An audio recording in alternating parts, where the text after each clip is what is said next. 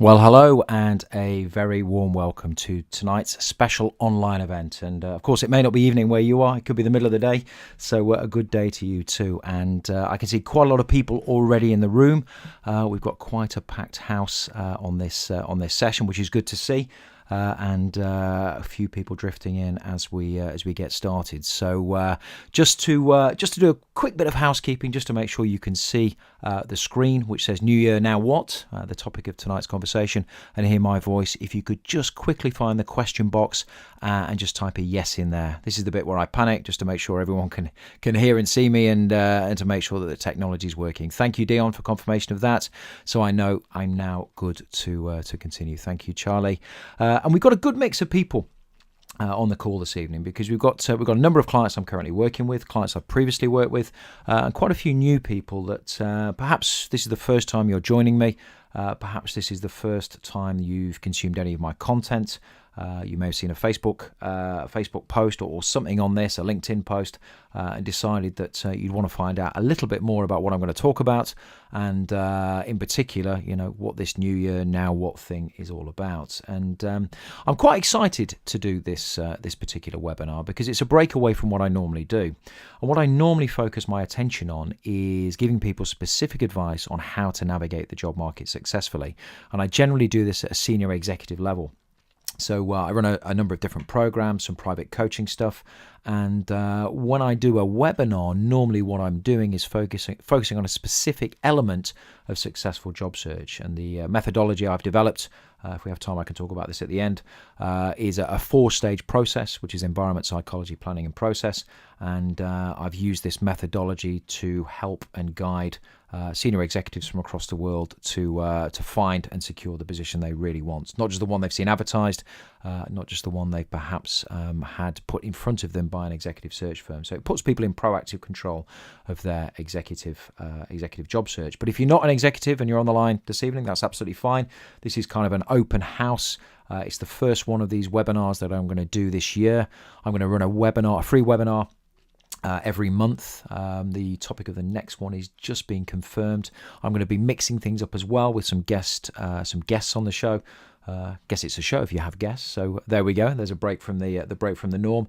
My job really, I think, is to bring you some new perspective in your thinking, some new content, some new ideas that you can put into practice immediately once you get off the webinar.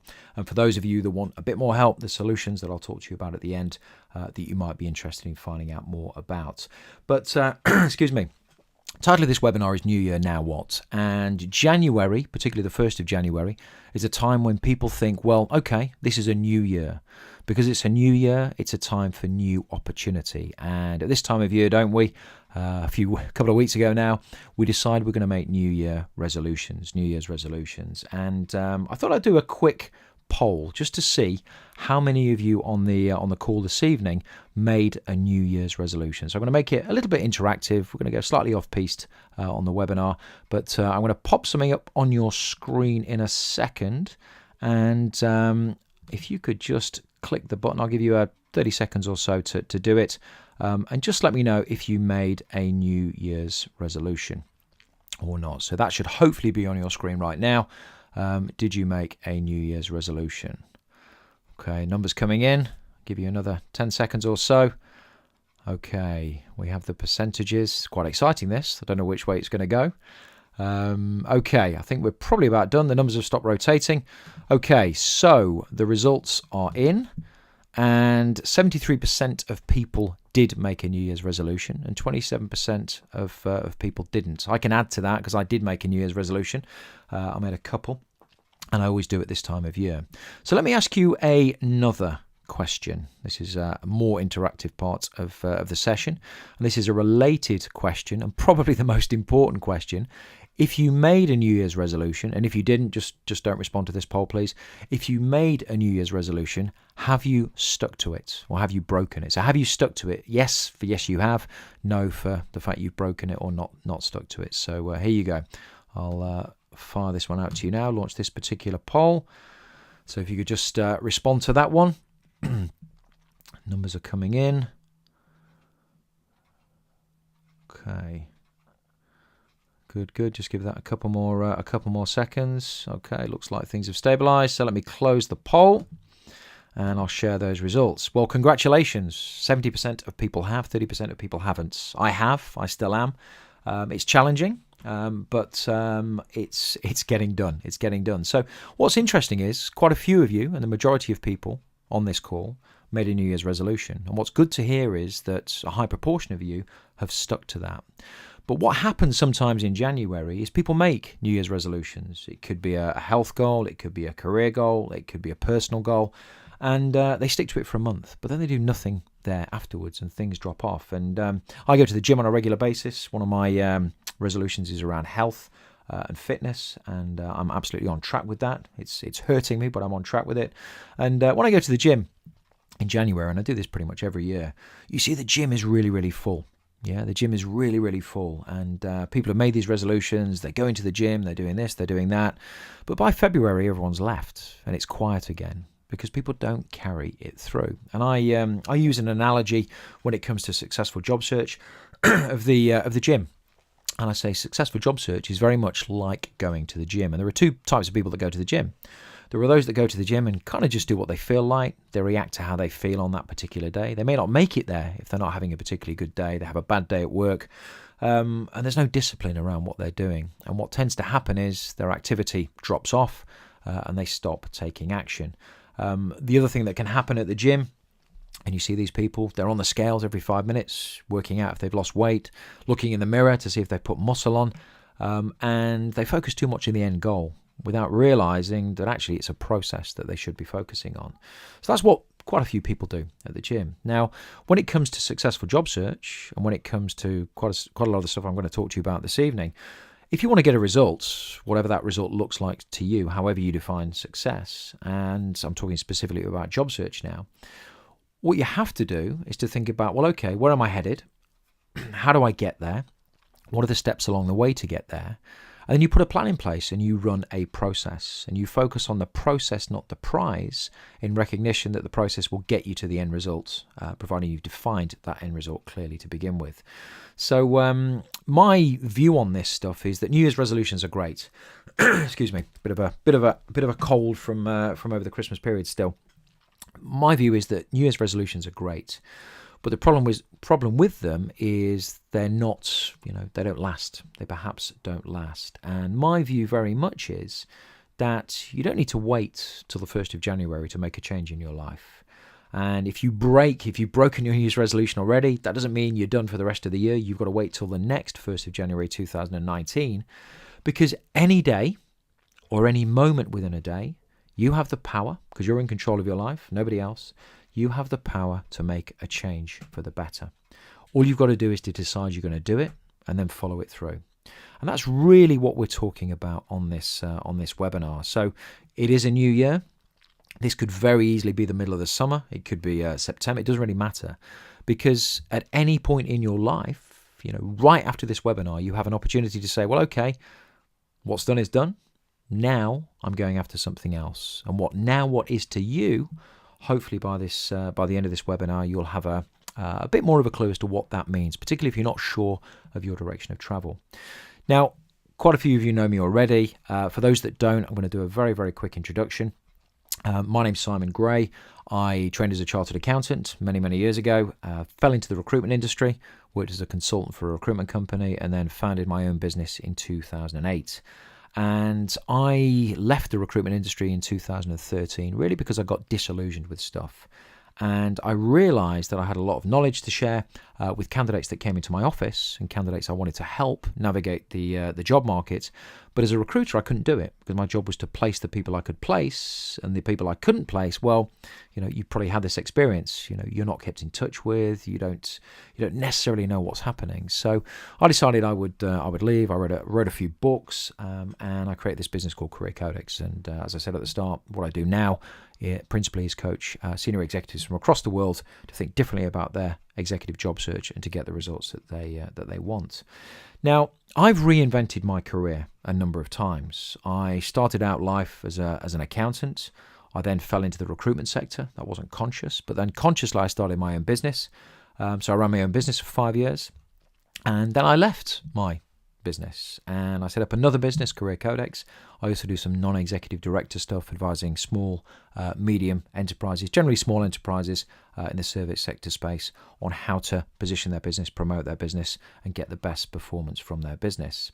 And a lot of the stuff that I talk about when it comes to the job market and when it comes to what we're talking about on this webinar, a lot of the stuff I talk about, let me just hide the poll results, a lot of the stuff I talk about has its footings in business, because what I talk about, whatever it is you want from life, is that you need to define what you want, because until you define what you want, well, you can't get it. It's left to chance. Until you know where you're headed, you're never going to get there.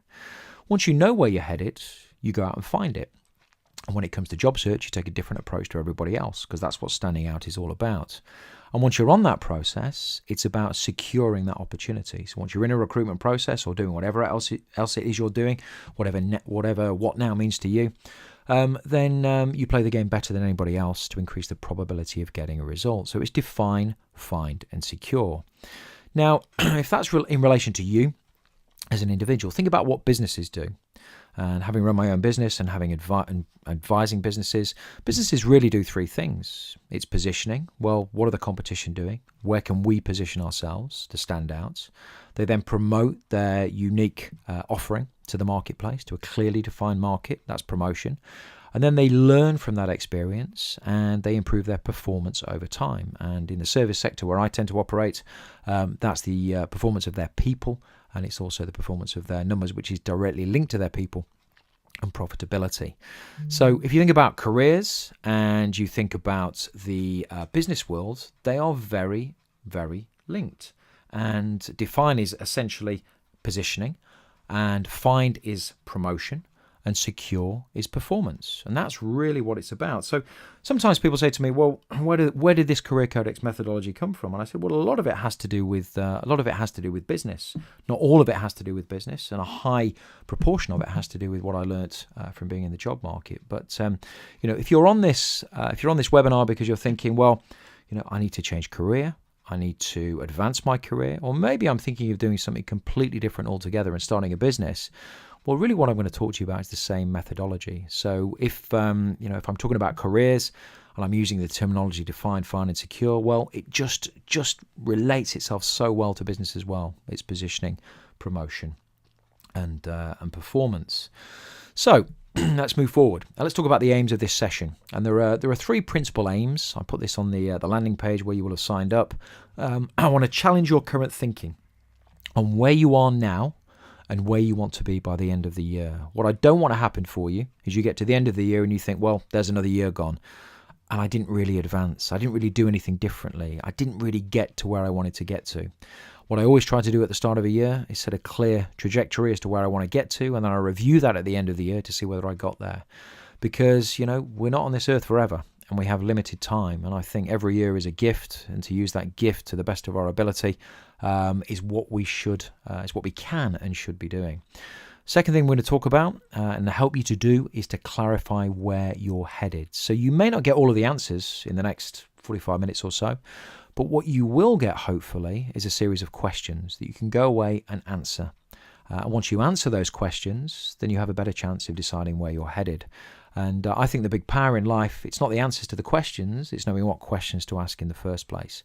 So if you don't have a notebook currently, you might want to grab one piece of paper, make some notes as to things that resonate with you, observations, questions that you want to ask yourself to help you move forward afterwards. And then I'm going to give you some advice on how to get there. So I'm going to talk to you about some methodology, some thinking, whether it's a business, whether it's a career advancements, whether it's a career change, and we'll decide exactly where we go with that when we get towards the end of the webinar, and you let me know really where you're thinking you're headed. And then there's Q&A, time for Q&A. Now, for me, this is always the best part of the webinar, because I get to hear your questions.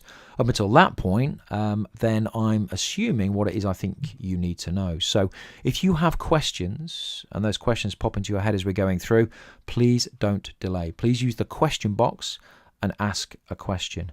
Now, it doesn't matter how how basic you think the question is. If you think the question is a stupid question, it's probably a really good question.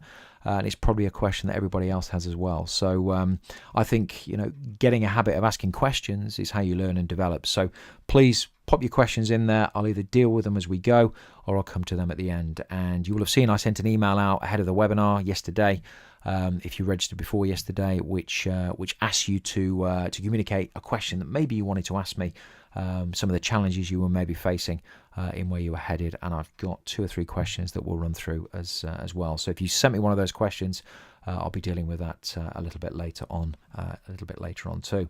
And what this really is all geared to do is to give you confidence, because action doesn't tend to happen without confidence. So by thinking about this stuff, by getting clear or a bit more clear about where you're headed, and having the opportunity to ask questions, my job is to empower you to have the confidence to take action. Because if you take action, you're going to get somewhere. If you don't, you're never going to get anywhere. So that's really what it's all about. Now, how do you dissect, or how do you simplify what is quite a complicated thing? Because we have so many options in life, and there's so much information out there. There's information overload. So how do you boil down what your options really are for 2018? How do you answer that now what question? Now what? What does now what mean to me? So what I've done, I've simplified this into a framework, and I've simplified this into a framework I call the decision diamond. And those of you who've been with me before, you won't have seen this. This is fairly new, but it simplifies the decision you have to make to move forward into 4 quadrants, and I'm going to explain those now. What I'm going to do is start on the right-hand side. And whether it's a business, whether it's a career change, whether it's a career advancement, it's the same thing. Because what tends to happen on the right side of this diamond is that we have pay considerations, don't we? So we're earning money, we have to finance the bills, we have to pay the mortgage, we've got a family to look after. And generally, the further on we get in life, the more responsibilities we have, the more financial pressures we have. And whenever we're thinking about making a change, we have to consider pay. We can't suddenly stop earning to go and pursue, some wild adventure. We've got to be very cognizant of the fact that we need to maintain our level of earnings, or at least plan and budget for a reduced level of earnings while we go off and do something else. So pay is a consideration, and that sits on the right-hand side. The other consideration is practicality. And what I've observed during my time in recruitment, and more recently through Career Codex, is that people tend to be limited. They tend to be limited in what they think and what they think they can achieve. And it's only natural. And we tend not to notice it because it's built into our inherent beliefs. So we believe the only way we can move forwards is based on what we've done in the past, which is absolutely not the case. And I'm living proof that that's not the case. So what's possible in the future, which I'll come onto in the moment, is not necessarily determined by the past. I talk about, in the Executive Edge program, I talk about detaching from the past and forgetting the future and being in the moment. So while we have these practical considerations, I've done this job for the last 20 years, I can't go and do anything different. You can. You absolutely can. You just have to believe it. And I'll talk about that in a moment. The other thing that influences our practical assessment of what we can and can't do is those people around us. What do we consider the norm? Because what we consider the norm is generally dictated by the people who are closest to us. And there's a famous saying, I can't remember who said it, but they said that we tend to become the 5 people we spend most of our time with. So you have to ask yourself the question, is your current state and where you are now, is it determined by this practical element, and is that practical element real? Or is it imposed on you because of norms, because of the people around you, because of inherent beliefs you may have inside your head that you don't even know about because they were formed very, very early on in life? So these are things to consider. And the practical and the pay elements tend to hold people back from making change. Now, if you go over to the left-hand side of the diamond, this is where it gets more exciting. Because if you think about what you're passionate about, well, passion's pretty exciting. If you find out what you're passionate about, or have the opportunity to explore what you're passionate about, how motivated and excited would you be about the future? If I said to you today, you could drop what you're currently doing and do what made you tick, what your passion really was, wouldn't you be excited about doing that? There would not be another day at work, because if you follow your passion, then you never work again, as the saying I think goes. And then the other element to that is potential, because you've got skills and experience to date, but that doesn't determine where you could get to. And I believe life is about learning and developing. I think we're put on this earth to contribute. I think we're put on this earth to learn and to grow. And that's about tapping into your potential. And I read something the other day online. Read a lot of stuff online. And it said that the worst nightmare that anyone could have is on the day of their death, a bit morbid, but on the day of their death, they met the person they could have been. And the person they could have been is not the person they ended up being. So I believe, whatever our discipline, whatever our profession, it's our job on this planet to achieve our potential.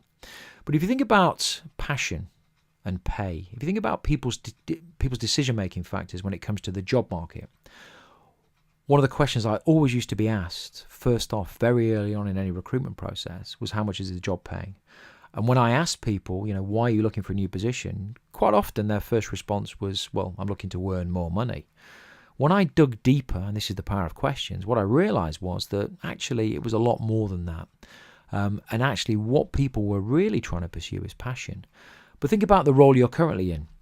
Think about roles maybe you've done in the past.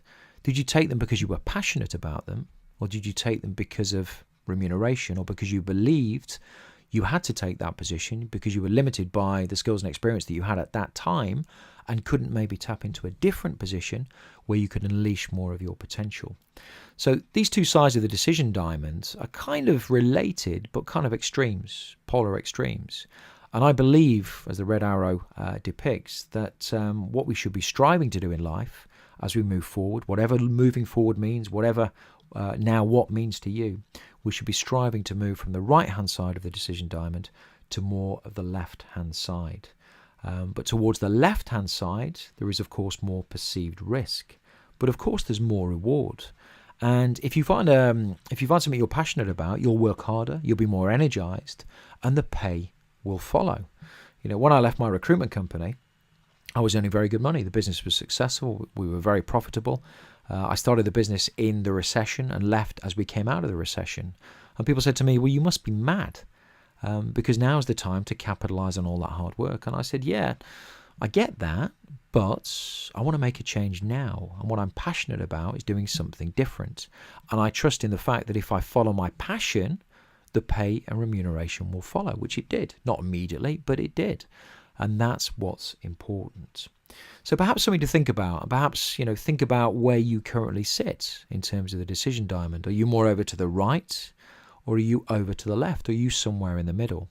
But as you think about your next steps and what the future of 2018 holds for you, I would encourage you to strive to move more to the left and to leave behind some of the rights. It's more difficult. There is more perceived risk. But, one of the things, and to give you I like to give real examples. One of the things people often say to me is that, I'm in a role, I can't make a move to another position. It's difficult because the role I'm in is a safe position to be in. But think about how the world of employment works now. How many people have a job for life? My dad worked in the same company for about 25 years. It doesn't happen anymore.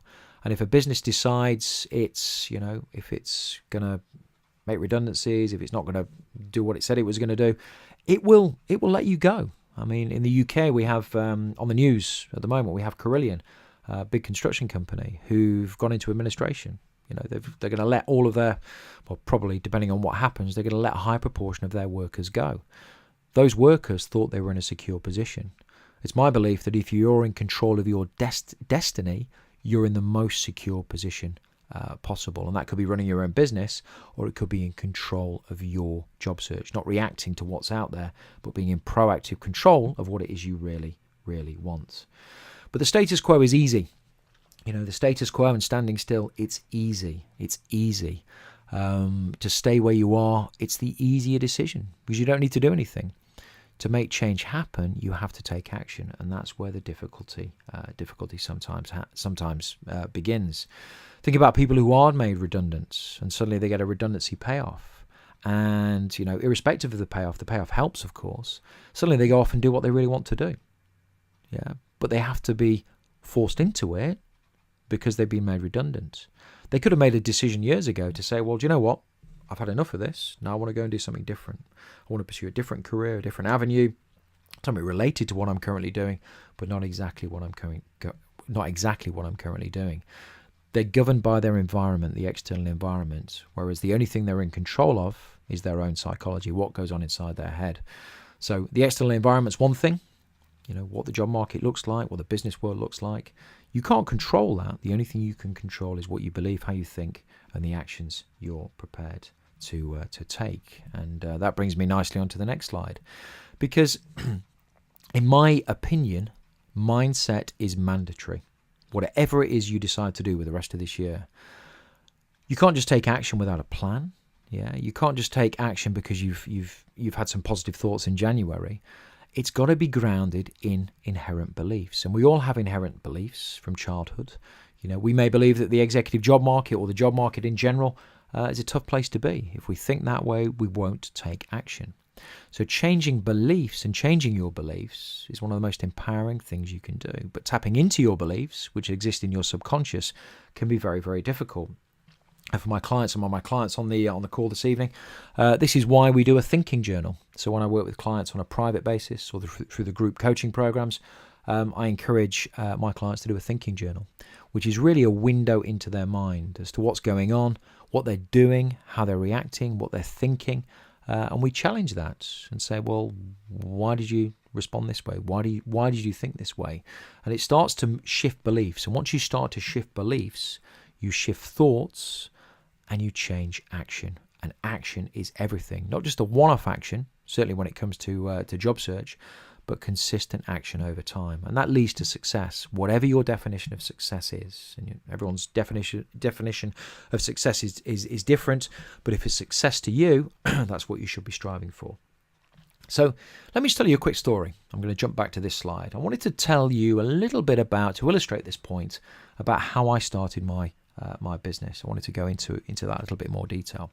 So running my own recruitment company, decided I wanted to do something different, and I decided I would go off and start Career Codex. Now at the time, bottom right of the decision diamond, my remuneration was pretty good. Running my own business, director in that company. So that was a potential constraint, because if I left the business, I would suddenly lose the salary and the dividend payments, which were very nice to have, could buy some nice things. Practically, on the right-hand side at the top, I had no career coaching skills. None at all. Never coached ever in the past. But it didn't hold me back, because I believed, going back to this screen, I believed that I had the knowledge and I had the capability to develop those skills. I believed I had the capability to develop those skills. And I had the passion to develop those skills. I was passionate about helping candidates as opposed to clients. And I saw that this was potentially something bigger than what I was currently doing. It was a bigger opportunity to contribute. And I seized on the opportunity. So I decided one day that was it. I was going to do it. I committed. I took my payment from the company, and I left, and I set up a new business from scratch. And in the beginning, let me be honest with you. This is 5 years ago now. I can be honest. In the beginning, did I really know what I was doing? Not really. I'd not run what essentially is a digital business and a coaching business. I'd not run this type of business before. And at the start, you've the first client. You're finding your way as you go. Yeah, you can't wait to get the full solution, because you'll never get there. The journey is part of the education. And, I have a saying, act as if. You act as if you know what you're doing, because that gives you the confidence to take more action. And the more action you take, the more you build your confidence. And in life, whatever it is you want to do in 2018, you can't wait for endorsement. Nobody's going to come to you and say, right, now's the right time for you to do this. I might, but most people won't. Now's the right time for you to do this.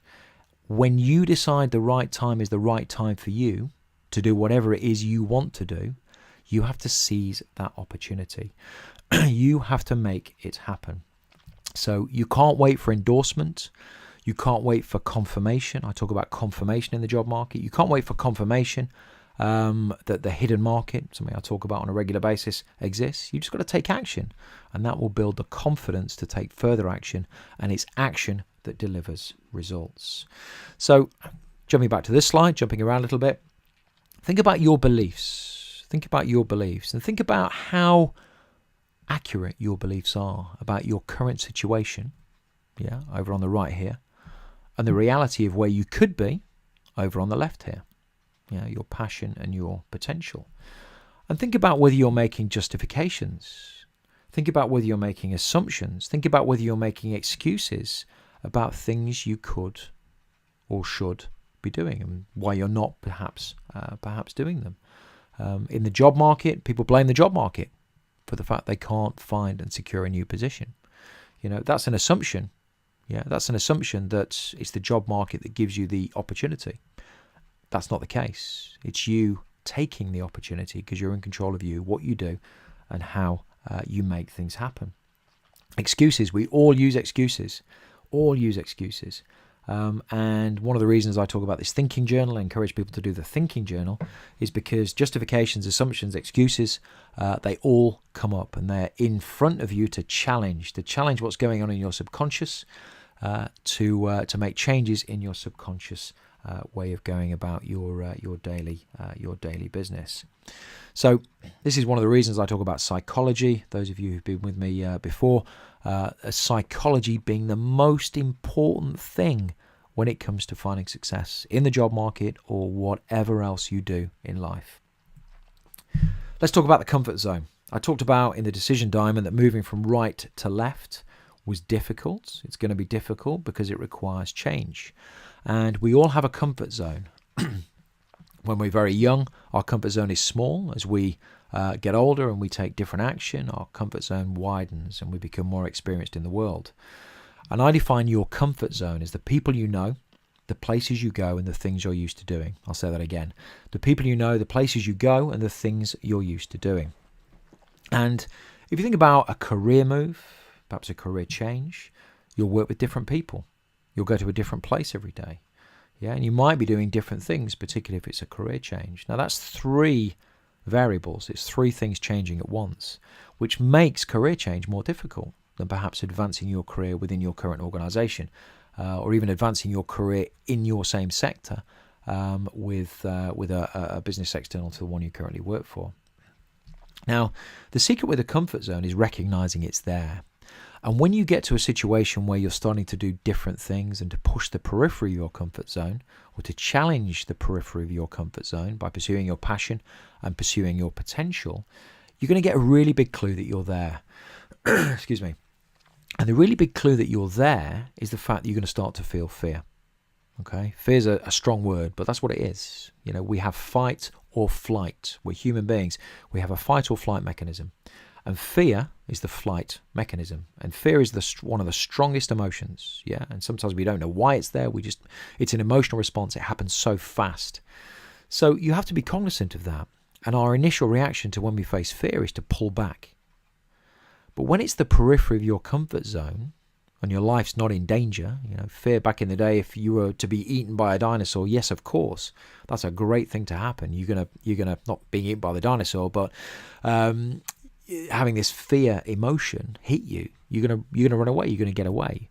But when it comes to making changes in life, if you feel the fear, it's a really good clue that you're on the right track to making a change to pursue your passion or your potential. And what you have to do when you're on the periphery of your comfort zone is you have to step out of your comfort zone for long enough to expand your comfort zone. So the place where you feel slightly in fear becomes the new norm, and your comfort zone grows and grows and grows. And I experienced this a number of years ago. I had to do public speaking. I had this part-time position I was doing, required me to do public speaking in front of some quite senior business people. I was terrified. I got some help, I got some knowledge, and then I put that knowledge into action. And the first time I did this, the second time I did this, it wasn't very good. I made mistakes. But by persevering, developing a new skill, I made things happen. And now I'm in a fortunate position that I can speak in public to an audience of no matter what size, providing I know the topic, and I don't have any fear. because I've expanded my comfort zone in that particular area. I recognized that was a challenge to me. I got some knowledge, I got some help. I actually got a coach to help me with that, and then I started to take action. So when I talk about my offering in the executive job market, for example, what I talk about is knowledge acquisition, and then I talk about practical application. Knowledge on its own is not enough. Yeah, practical application on its own is not enough. You need the two together, and that's where the magic happens outside of your comfort zone. So I've just realised I didn't share the results of the last poll. So I'm going to do that now, and then I'm going to ask you another question, because hopefully I've got you to think a little bit about what 2018 might hold for you. And there's a reason you came on this webinar. You know, you didn't just see the advert or get the email from me and decide I'm going to go on that webinar. There must be a reason you're here. And without wanting to second guess what that is, it could be because you're looking to advance your career this year, whatever that means to you. It could be you're looking to change career or make a transition to something new. So moving sector, moving discipline, whatever that means to you, again, it's how you define it that really, really counts. You might be thinking about starting a business. And I've already said that, what you do in the job market is very similar to what you do in business. Define, find, and secure is really positioning, promotion, and performance. Or it could be something else. So I wanted to ask you this question because it's gonna kind of shape what I do for the next 5-10 minutes or so when I talk about where you're headed next, and to give you some advice on where you're headed next before I take any questions. So I'm going to fire up this quick poll, and if you could just hit the relevant button for you, and I'll give you a minute or so, or maybe a little bit less, and we'll see what results we get. So that should be on your screen any moment now. So just take a moment. I can see people are now voting. Okay, career advancement in the leads currently, followed by career change. Okay, most people I think have voted now. Let's give you 30 seconds or more, or 30 seconds or less. Trying to do two things at once. That's never a good idea when you're on a live web. But some people are saying something else. If you said something else, I'm going to close the poll now. I would be very interested to know what that something else is. And if you're not sure, just type in the question box and let me know. But if you want to share that with me, that would be very, very useful for me to know. So there are the results. 64% career advancement, 27% career change. Nobody starting a business, so I won't talk about that. And the 9% something else, I will wait to see if anyone asks me a question on that. So let's talk about the job market, because that's really what we're talking about. And we're talking about the job market at whatever level. This is a slide that I used on the Executive Edge online program group coaching call. I think it was last week. And I thought I'd bring it into the webinar because it's very relevant to illustrate how the job market works and how to position yourself properly, whether it's for career advancement or whether it be for career change. Now, if you think about what most people do in the job market, what the knee-jerk reaction is when you come onto the job market, it's probably threefold. The first thing people do is they rush to produce their CV or resume, okay, because they know they're going to need that document. What they then do is they position that with job boards, in this case, this slide, executive job boards, or recruitment companies, executive recruiters on the slide.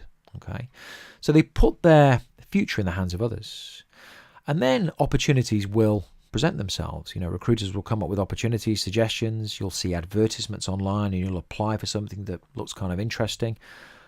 But the third thing is people generally never to really take a step back to consider what they really want, irrespective, and this is the important point, irrespective of what's advertised. And when I first start coaching new executive clients, one of the questions I ask them is, when was the last time you took a step back to really consider what it is you wanted? Or in your last role, the position before that, did you simply see that position and react to it? Or did you proactively define that and go and find it? And in 90% of cases, even people at a very senior level have not taken that time out to consider what they want, irrespective to what's on job boards, irrespective to what executive recruiters or recruiters in general are positioning.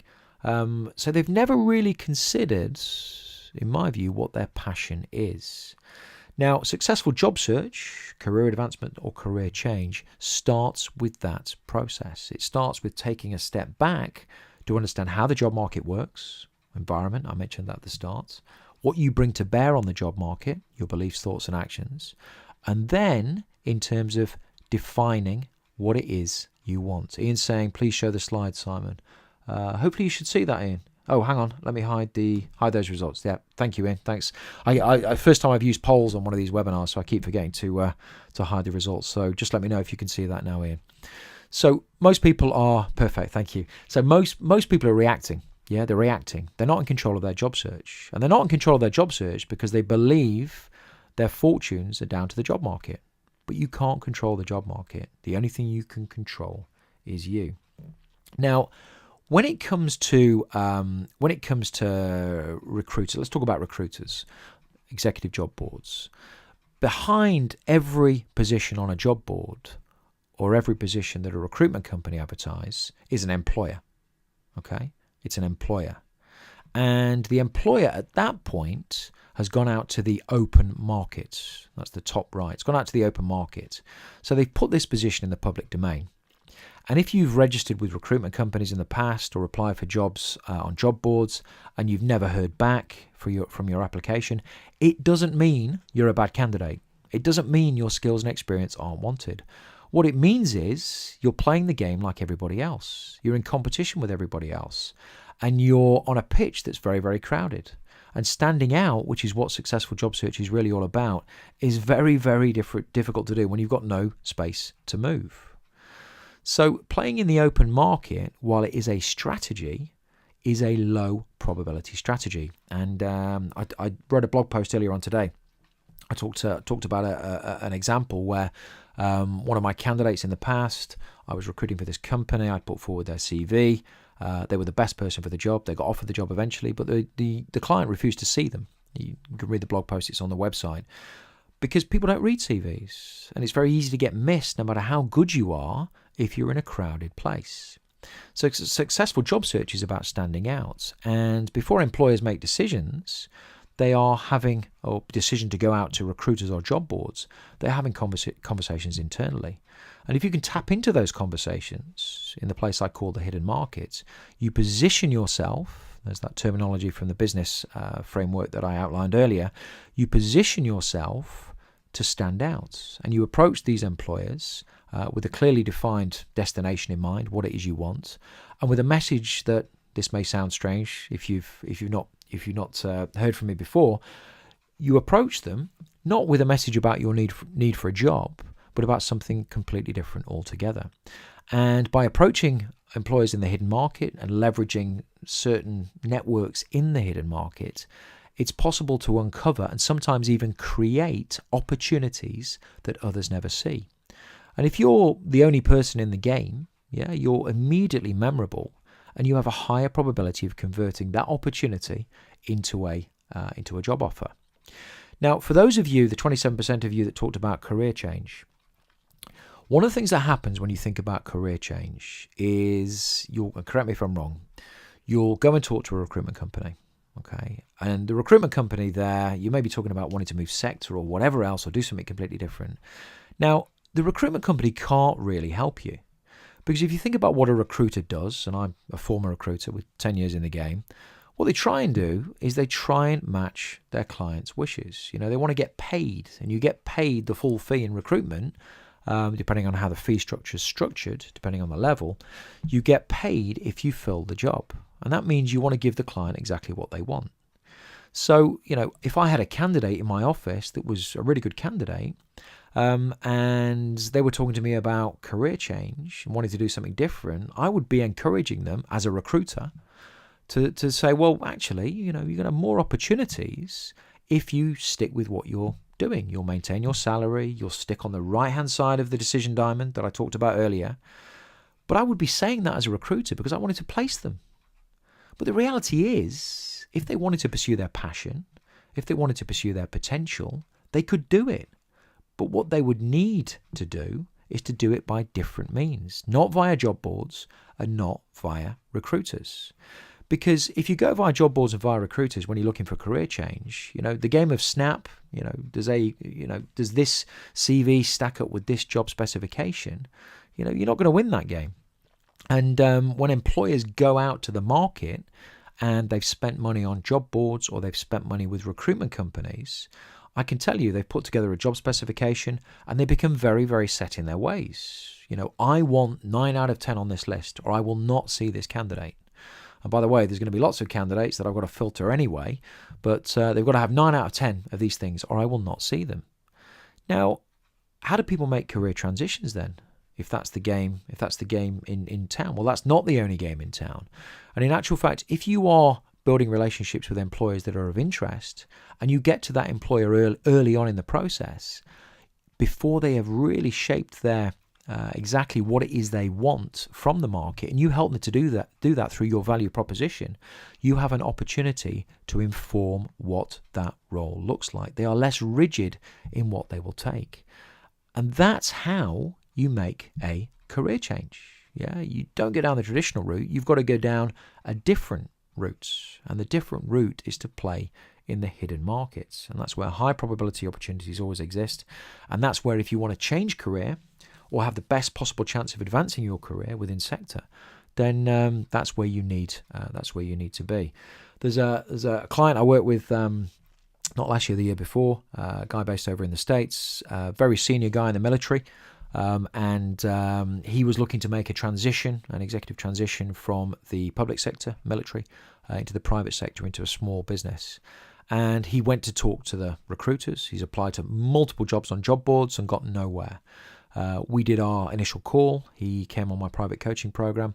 I showed him the methodology I've developed. I showed him how to think differently about the job market. I showed him how to think differently about his position in it and to take different action to everybody else. And within 10 weeks, he had secured not one, but I think 3 offers in the hidden market, positions that were never advertised. And his initial approach to the employer whose job he took was never about his need for a position, and he's still in that role today. So it's absolutely possible. Is it more difficult to change career? Yes, of course it is. Is it possible? Yes, it is. But as I said right at the start, you've got to be careful who you surround yourself with. You've got to be careful who you ask their opinion of. You talk to the recruiters, they're going to want to keep you where you are because you're easier to place. But the reality is you can do whatever it is you want to do, providing you take the right action. So we're at about that Q&A time, and before we get into the Q&A, but if you could type, if you've got any questions that you want me to answer about anything to do with where you're headed next. In fact, just before I jump into this slide, Steve said to me, answering my question earlier, I think, Steve, you said you were something else. You voted for where you're headed was something else. I'm currently employed, so getting a job is where I'm heading. Okay, so when I talk about career advancement, that's really what I'm talking about. So yeah, you're in the job market. Career advance. The way I probably should have been a bit clearer. The way I define career advancement is moving within your current company or external to your current company, but kind of staying in sector. Career change is doing something completely different or different-ish. So yeah, you're in the right place, Steve, in terms of the advice I've shared this evening. So while people think about the questions, and I do have some questions that came through on email earlier, I've got a solution if you want one. And there's no pressure here. I'm going to send you, I probably will have just sent you that email now, which will have links to all of these different things. Normally, as I say, I deal with people at the executive level, tend to spend most of my time coaching people at the executive level. And I have a program called the Career Codex Executive Edge program. It's a monthly subscription. It gives you access to the methodology that I've developed, content 24/7, fortnightly group coaching calls, which run very similar to this, small select group of people, more of a interactive dialogue, and I share insights, answer specific questions people have on a fortnightly basis to combine that knowledge acquisition, which they can get from the program, and then help them turn it into practical action. Private LinkedIn group as well. There's a link that you will have on your email if you're interested in doing that, getting involved with that. There is no long-term commitment, and if you sign up using the link I've sent you, you will get 50% off, so you can trial the program in your first month with 50% off. Also, more recently, launched the Jumpstart program. This is for people mid-career. who are more at management level. It's a similar methodology. It's a slightly watered down approach, which is reflected in the price proposition, fortnightly group coaching calls, private LinkedIn group. And again, it's about keeping people of a similar level together. A solution that will help you not only gain the knowledge that you need to stand out in the job market, but also help you to take practical action. And I was very conscious when I launched the online programs, which mirror the private coaching programs, albeit we don't work together one-to-one. I was very conscious that I wanted a balance of content, but then encouragement to take practical action. Because as I said earlier, if you've got knowledge, it's one thing, but unless you take action, you're never going to get anywhere. So a couple of solutions there. The other thing, if you want to talk to me and you want to book some time with me, there is an opportunity to do that. I do charge for this, and I explain why when you go to the link in the email. But there is an opportunity to book a 45 minutes private career job search consultation to discuss whatever it is you want. What we'll do on that, we'll discuss specific challenges you have, specific opportunities you're looking to exploit. I ask you to complete a quick questionnaire before we get on the call. Once you've done the call, I send you a copy of my book, Super Secrets of Successful Executive Job Search, and I'm very happy to take a look at your LinkedIn profile, CV or resume, but I can't do that until I understand where it is you're headed. So there's an opportunity there, and that will give you direct access to my diary if you want to do that. So if there's any questions, just type them in. I'm in change. Yeah, Charlie's saying, Charlie's in changing career. Okay, so no specific questions coming in off the live call. Feel free to fire them in. Questions are great. Questions is where you really will get value from this webinar, because I won't just give you some bland answer. I will give you an opinion, and sometimes that's what people need. When I came into the coaching business, you hear about coaches that they just ask you a load of questions, and they don't really help you to kind of, they don't give you an opinion on stuff. And I get that in coaching. I get that, because ultimately it's your decision. But the experience I bring from the job market, 15 years in this crazy business, if you like, of recruitment and executive search and this kind of stuff. Sometimes people want an opinion, and I'm very happy to give an opinion. But ultimately, whatever you do has to be your decision and your personal responsibility. So Diane sent me an email. Diane, if you're on the call, thank you for sending this. If you're watching the recording, thank you for sending this. And Diane made a few comments. I'm not going to go into detail, but one of the things that Diane was talking about is age. Is age a barrier? My view of age, and I get asked this all the time, in the one hand, you've got the whole age discrimination debate, and there's legislation now that prevents that, which is a great thing. But in the real world, reality, do people discriminate? Well, maybe. Who knows? Certain employers might want to favour somebody of a younger disposition. Who knows? Every employer makes their decisions as they make their decisions. But what I say to people when they ask me about, am I too old? I'm in my 50s now. What can I do? I always say, look, in my experience, and that's all I can ever talk to you about, in my experience, age is more of a barrier in your head than it is to a potential employer. And I can say that with sincerity, because I've sat in this game for long enough. Age being a potential blocker to advancement or career change is generally more of a barrier in your head than it is to a potential employer. And very simply, you can view age from two sides of the same coin. Okay, you're too old. If you believe that, you'll think it and you won't take action. Or that you've acquired skills and experience that are valuable to an employer over a number of years. If you think that way, you'll think it and you will take action. The other thing Diane asked me about was specifically the interview environment, and some of the questions that you get asked. Can you tell me why you left your last job? There's a gap on the CV.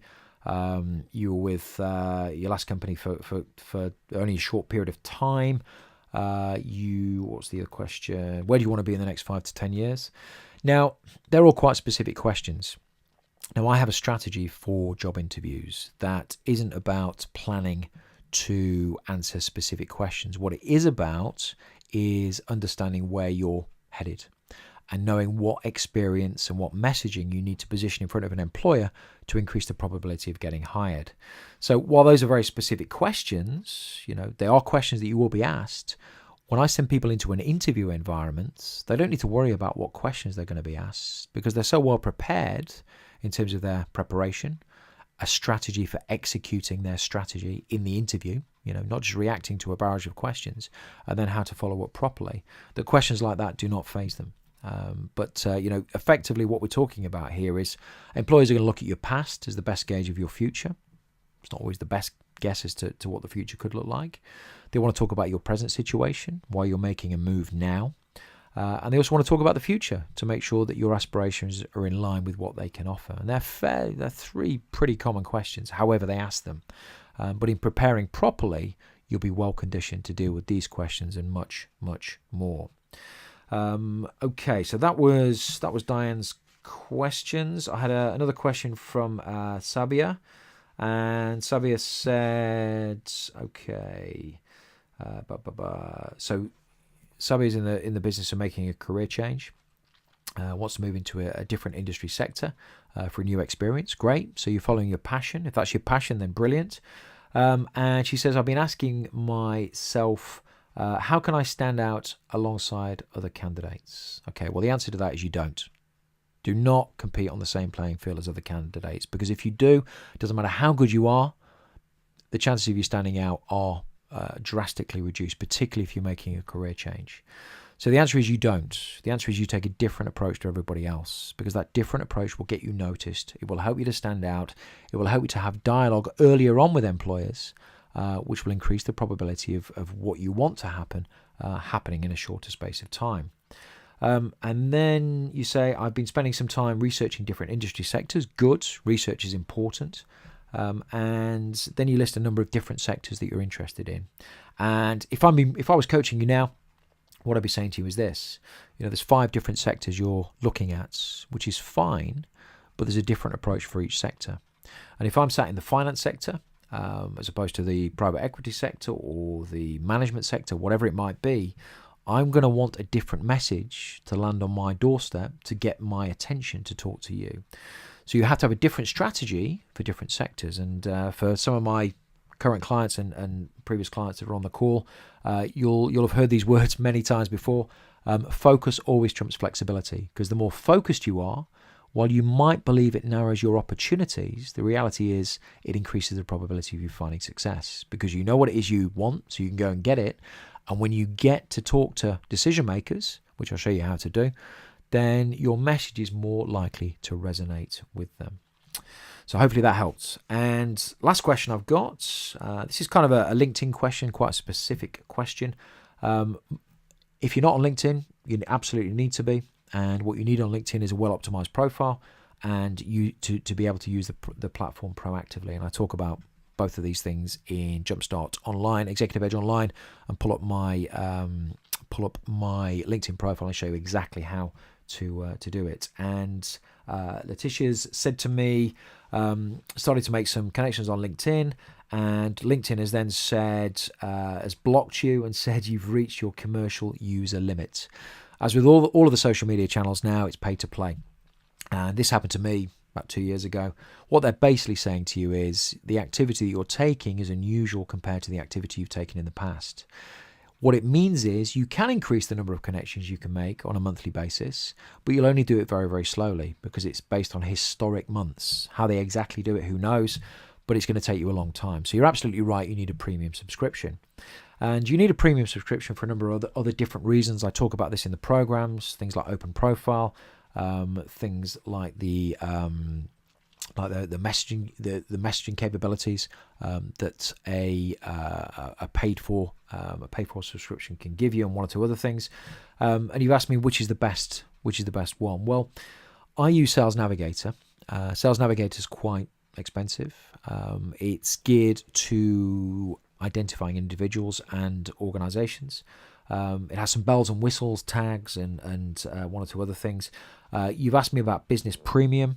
Business Premium is probably the way to go because that will lift the restriction for you and give you the full functionality that you'll need as part of your job search strategy. So yes, I would run with Business Premium. Here's a quick tip. Don't go and pay for it straight away. Go into LinkedIn, go into their help center, send them an email and say, look, I'm interested in Business Premium. Could you give me a trial for 90 days? I got a trial of Sales Navigator for 90 days. That's 3 months. And the standard one is 30. If you ask for 90, you might get it. And there are a whole host of other bells and whistles. Again, I talk about this in the programs. I use something called Linked Helper, which really allows you to take your LinkedIn presence to a whole new level with some automation, but personalized automation, which quite a few of my private coaching clients have used to great effect. So there we go. I talked fast towards the end. Those were the questions that came in advance, a double in there. So I hope that was useful. I hope that was useful. Okay, Letitia's just asked me a question or made a comment. Let's have a look. Okay, Simon, it wasn't connections that I was making. Apology. Only viewing profiles, but thanks. You've answered the question. Yeah, okay. It's the same thing. It's going to cut you off. Yeah, so yeah, go and do the business account, but get that free trial. So hopefully that was useful. My job coming into this thing was to do a number of things. Let me quickly refresh. Aims of the session: challenge your current thinking. Hopefully I've done that. Clarify where you're headed. Hopefully you have questions now that you can ask yourself about where next in 2018. And although the time has been short, hopefully you now have some specific advice as to how to get there. And as I said, if you need some additional help and support, please go and check out either Jumpstart Online if you're mid-career, or Executive Edge Online if you're more senior, director level. And if you want to book a private consultation with me one-to-one, there is availability to do that over the next couple of weeks, and you'll find that in the email that I sent you probably about 10 minutes ago. So we're bang on time. I like to finish on time. Thank you ever so much for taking time out of your evening or day, depending on where you are in the world. It's been a pleasure to talk to you again. I'll be running a webinar on a different topic next month. Please feel free to visit the website, subscribe. In fact, you will be subscribed because you're on this thing. And have a look at some of the content. Have a look at the blog post I posted today, which is all about skills and experience and why they're not as important as you might think. So thanks for joining me. Have a great rest of the evening or rest of the day, and take care, and I'll talk to you again soon.